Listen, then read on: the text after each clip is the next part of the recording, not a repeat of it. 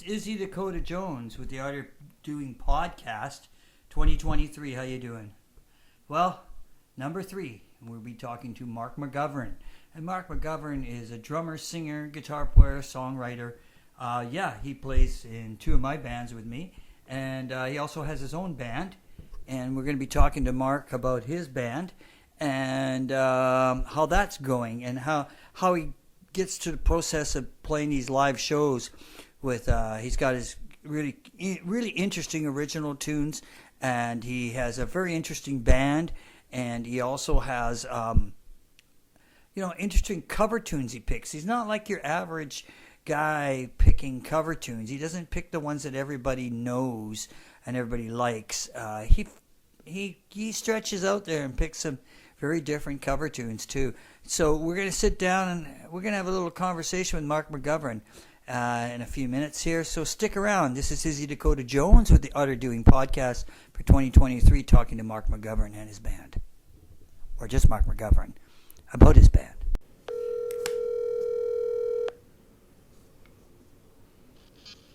Hello. Hey Mark, how you doing, buddy? Doing good, John. Good stuff. You want to do this interview? Yeah, sure. What the heck, eh? Might as well. Can you hear me okay? I'm on the speaker here. I can hear you pretty good, actually. Yeah, really good, actually. Can you hear me? Oh, yeah. Okay, good. So, ready to roll? Yep. Okay, so I'm talking to Mark McGovern, everybody, and I want to ask Mark first, when did he start putting his project together, and what was his idea for putting it together? Mark, what was the idea, and when did you start? I started, kind of had a false start back in around 2018. I wanted to do a band where I could be singing and playing guitar instead of just playing drums, because I played drums for 40-some years. Right on, yeah.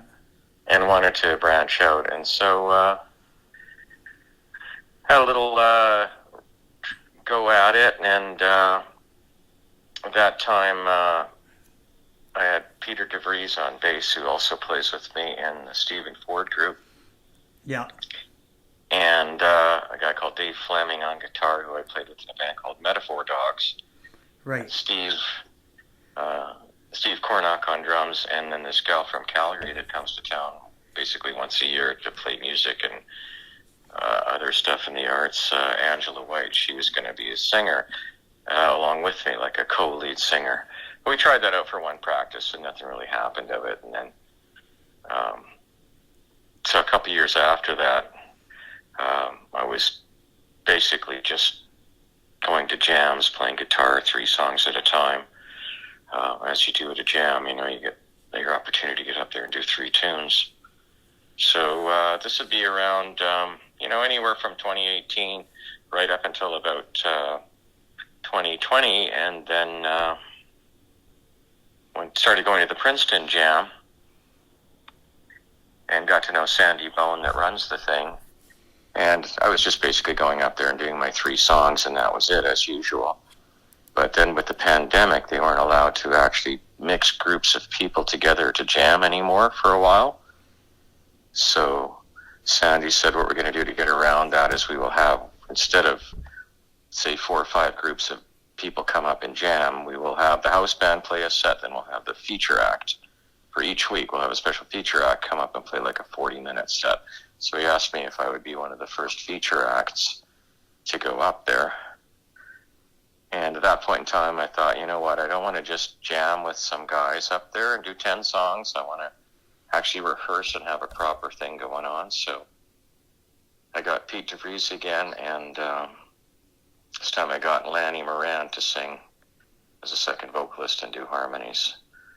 And that was kind of the start of it, the 3 of us. And then we did a bunch of gigs at the Anaf Club during COVID, because they needed, quiet music. You had to be kind of mellow. Yeah. You had to be conversational level was the rule to allow music to be played in venues. And so we couldn't have a drum set or anything like that. So we just did the 3 of us, guitar and bass, and Lanny played a bit of keyboards, and we all sang a bit, mostly me, and Lanny sang about half a dozen songs, and would also do harmonies. And that was kind of the start of MVP, and which stands for Mark's Vanity Project, because it was my chance to step out.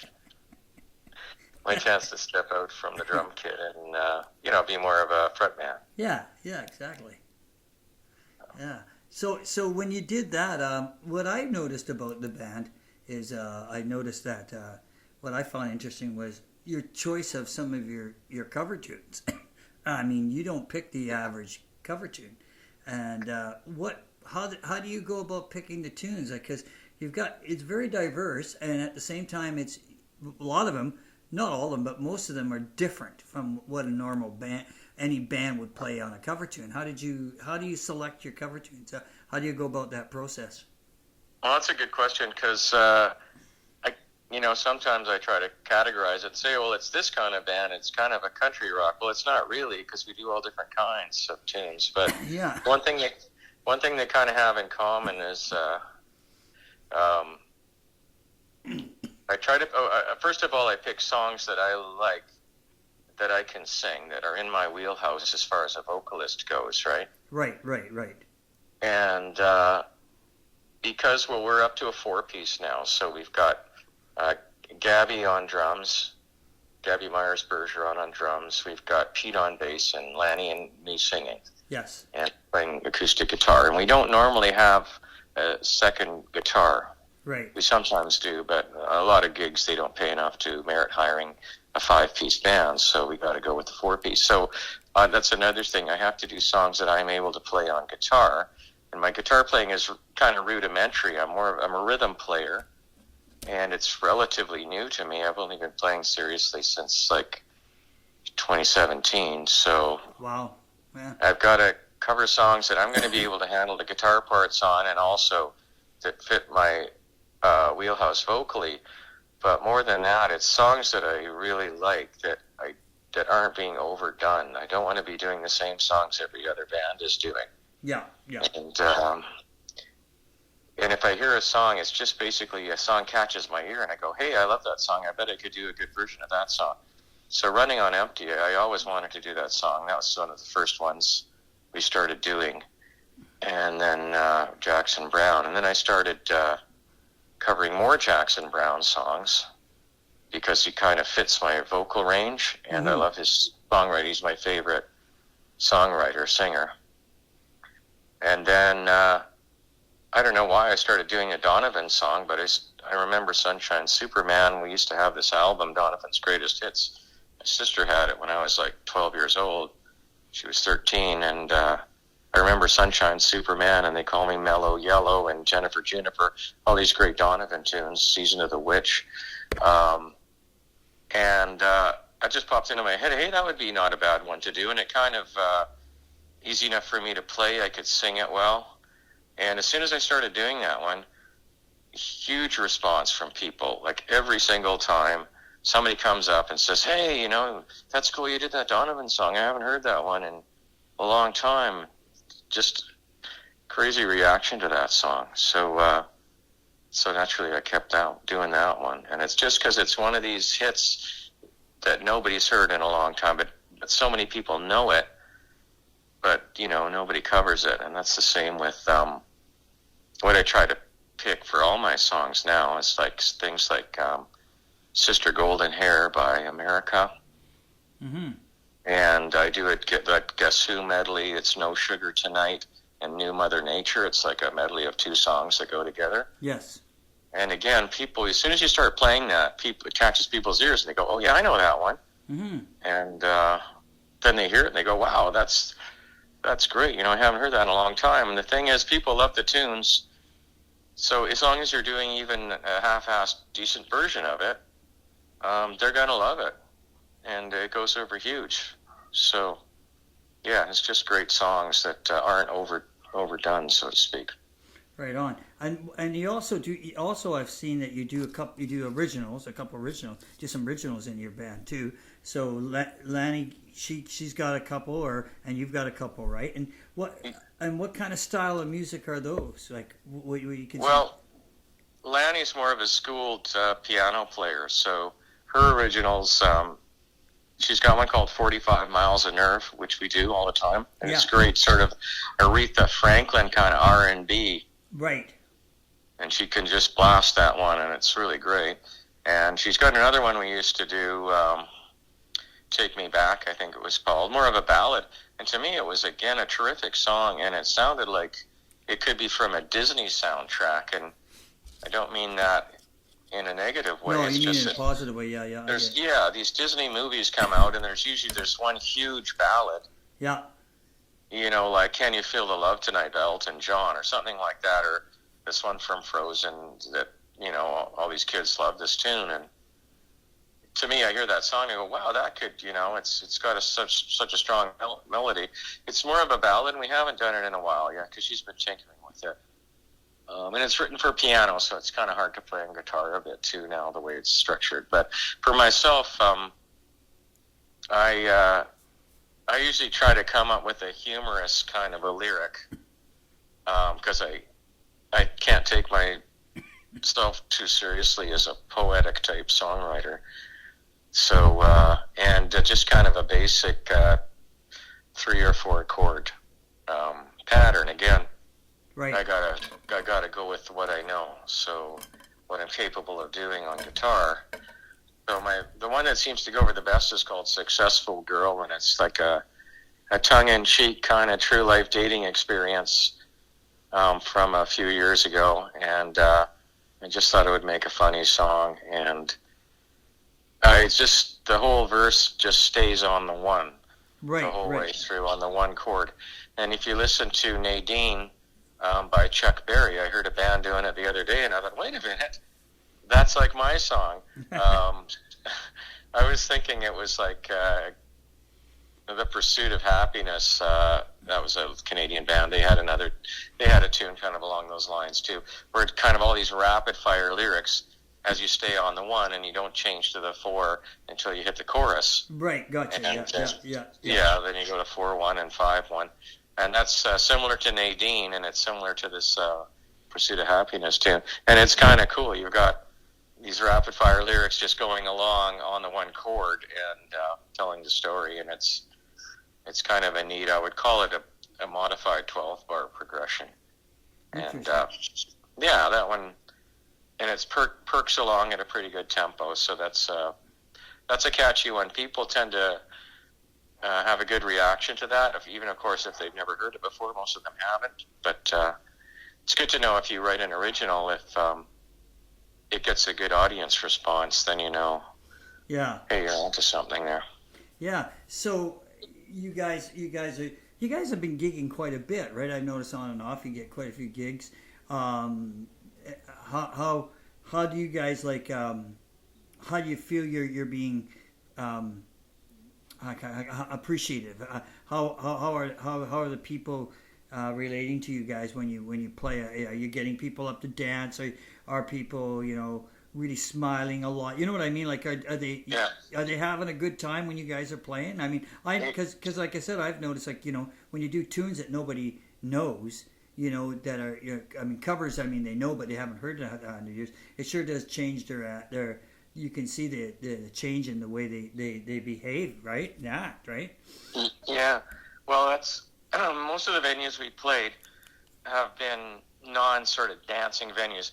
Because like the first 2 years, we did a lot of shows at the 100 Club, the ANAF on Army Navy Air Force Club. That is on Kingsway. It's the Unit 100, so we call it the 100 Club. And that was when you weren't allowed to dance, and it's mostly an older crowd. Right. 50s and up. And so they appreciate the older tunes. And as long as they're smiling, or you see somebody nodding or tapping their foot, or not tapping their food, but tapping their foot, singing along, that's great. And then we were doing Sailor Hager's. And again, it's not a dancing venue. We're not really get people up to dance kind of a band. Right. I'll throw in, we've got enough tunes that we can do that if we're in that kind of venue. But most of the venues we tend to play are just kind of like pub atmosphere where people are sitting down having a drink, having a bite to eat, and enjoying the music. Right. And what I noticed too is like, yeah, I think the reaction's been really positive because when you pull out these tunes, you can see recognition dawning on people as they sit at the table listening, and then they gesture to their friend and they go, you can say this, hey, this is this song or whatever. Remember this tune? And I used to do when I started doing this tune by Sheryl Crow, "If It Makes You Happy." Yeah. Which was a massive hit for Sheryl Crow, so everybody knows that song. But when you just hear it off the top, especially, say, acoustic guitar, people don't realize what song it is right away. They know they've heard it somewhere before, especially with the guy singing it instead of, Sheryl Crow. So they know they've heard it, and you can, I could see people, as soon as you get to the chorus, if it makes you happy and start singing that, people just like, wow, yeah, and you can just see, if you're watching the people in the crowd, that recognition when you get to that part. And some people are surprised, and it just you can tell it's going over, and they're digging it. So, and that was another one when I started doing that. People used to come up to me once I did it at a jam at the Admiral, and I'm heading home later, like 2 hours later. And this lady and this guy on the sidewalk are like, they're out there having a cigarette. And they go, hey, we love the way you did that, Sheryl Crow. Hey, it was nice to see a different voice doing it, blah, blah, blah. So they were keen on it, and they remembered it even like a couple hours later after a bunch of different jammers had been up. So it made a positive impression. Yeah, that's great, right? Like I said, it's all about. I think it's all about the tunes you pick, right? That makes the difference for people on a live venue, on live shows. Yeah. So it sounds like to me like during COVID. I mean, it was really tough, and the restrictions. The restrictions were pretty heavy duty for playing live music. I mean, it was kind of weird. It was a weird time and space, I think, right? It's amazing how you got the band going during like a really bizarre period of time, right? I mean, well, was it a struggle at all at first, and how did you feel about that? Well, for my thing, it was actually what got the band rolling. It was a blessing in disguise for me. Yeah. Because my friend Cello, she was the entertainment director of the 100 Club, and so she was in charge of putting music in there, and she really lobbied and pushed to allow live music back there. So every time she got some resistance from the board, she would be like, well, we can do this and we can do that, and here's how we can get around this, here's how we can get around that. Right. And then so she wanted to bring acts in that she saw us doing it at the Princeton when we did our feature night there, and she said, hey, you guys would be great because it's a quiet vibe, and you do the kind of music the members would like. So all of a sudden we were doing 3-hour shows there. Right on. And because there weren't that many groups she could count on that were going to come in there and keep the volume to an acceptable level for these mandates, right? Because they were so strict, they did not want to get shut down, right? Yeah, exactly. And so she had to enforce these policies, not because she was draconian about COVID or anything, but because she just wanted to make sure that they could keep the venue open and keep the music going. So in order to preserve that, what she'd worked for, she had to crack down sometimes on the musicians that might have been too loud or might have been walking around off the stage, because you had to be behind this barrier. You had to respect these rules, and if you didn't, then, there's a chance the place could get shut down. So for us, a few other groups would be in there, and we'd kind of alternate. So we played there at least once a month, all of 2021. And so during the height of sort of the lockdown part, we were gigging regularly, and I used to label we'd make a different set list, of course, for every gig. And I'd call it MVP ANAF 1, ANAF 2, ANAF 3. Right. I got up to like ANAF 19. So we had played like 19 times there. Wow. Over the span of those couple of years. Wow. And then things kind of changed. They locked down again. They stopped having music for a while at the end of 2021. But then with 2022, things kind of reopened a bit. Right. And then I got some other gigs at other venues So that kind of allowed me to branch out a bit more and bring in Gabby on drums, because now you could be a little bit louder. You don't have to worry about those volume restrictions. Yeah.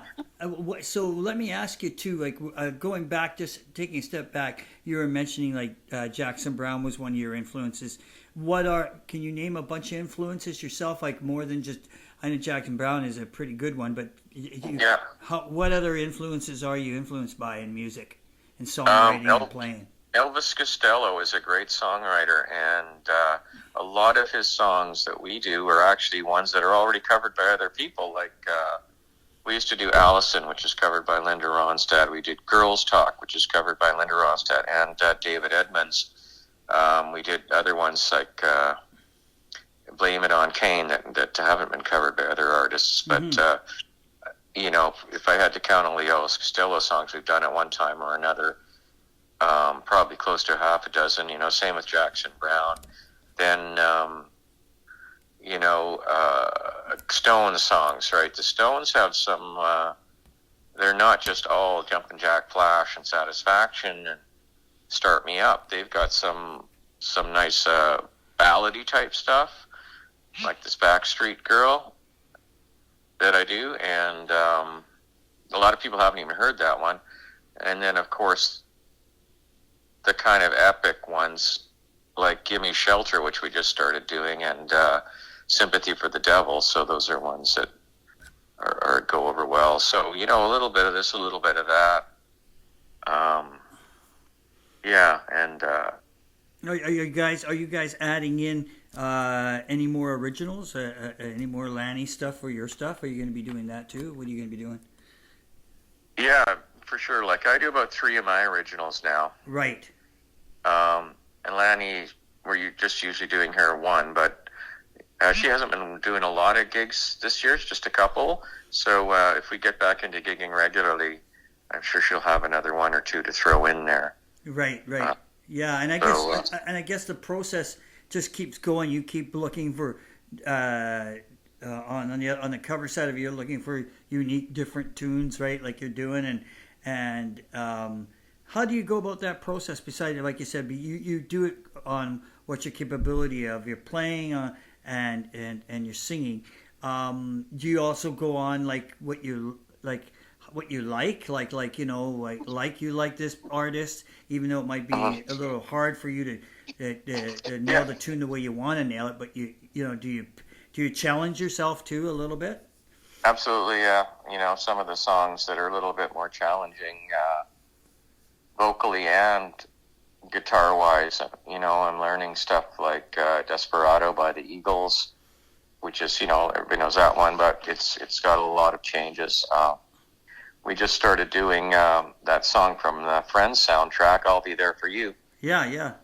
Trying to update it, get something a little bit more modern than most of the stuff, though that's pretty old too, but most of my stuff is from like the 60s and 70s. So, and that one's a bit of a reach for me in terms of I've got to do more riff, the signature riff on the guitar part and stuff like that. So I got to learn these new skills in order to play that song, and again, that's a hugely popular tune.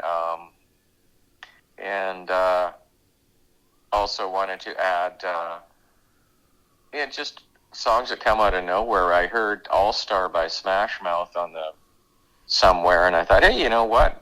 Why not try this one? It's like basically the verses, it's almost rapping. It's a real rapid fire kind of delivery of the lyric. And, again, that's a completely different style for us, but it was fun to try, and we did that 1 or 2 gigs, and that came off pretty well. So just when I hear something unique, then you go for it. That's great. So your plans are, I guess you guys are going to plan getting more gigs this year, 2023. I guess they get back out there and start playing a lot more, and then I guess get more different tunes and originals. So you're basically your genre is growing, right? Your list of material. Yeah, and one of the things too, if I want to be able to branch out and expand into the venues where you want to keep people up dancing, then the repertoire is going to have to, kind of grow and change to incorporate more of those type of songs, as well as the production, you have to have for those venues, as opposed to like a quiet kind of a sit-down venue. If you want to play for a place that's got a dance floor going, like the Legion 179, or the Haney or My Pub or places like this, there's gigs to be had, but you need some lights, you need a bigger PA and that kind of stuff. So there's a investment in there's production. an investment. Yeah. And changing the repertoire. So that's kind of pondering whether to take things in that direction. Right. And then even there's gigs for solo or duo around too. So that's kind of the opposite way. Yeah. So there's a lot. There's a lot of places. There's a lot to get yourself figured out from it, or you could do a little bit of both and then make yourself really make yourself really be versatile. Be able to take any gig you want. It depends how much you want to pursue it. And a lot of guys will say, they'll moan and there's no gigs anymore and blah blah blah. Well, there are really. Like, I know friends of mine that play every weekend. Yeah. A couple of times a weekend, and they're out there hustling and doing it. Yeah. And guys like Cohen and Pat Axe, they're getting gigs because they're working on getting gigs. Yes, that's right. That's right. And you don't necessarily have to be the best band in town or the slickest production. If you go out there and you hustle and you entertain the folks, It goes. Yeah, it goes. Okay, I like to thank you, Mark, for doing this interview, and good luck with the project in the new year and everything, and I'll see you at rehearsal. All right. Thanks, Joe. Okay. Take care. Talk to you. Bye. Bye-bye. That's Mark McGovern, and with his new project. And like I said, it's really different. You got all kinds of cool things. Great cover tunes, great originals. It's a good band, and if you get a chance to check them out, check them out. This is Izzy Dakota Jones with the Art of Doing podcast for 2023. Number 3. Take care. We'll see you soon.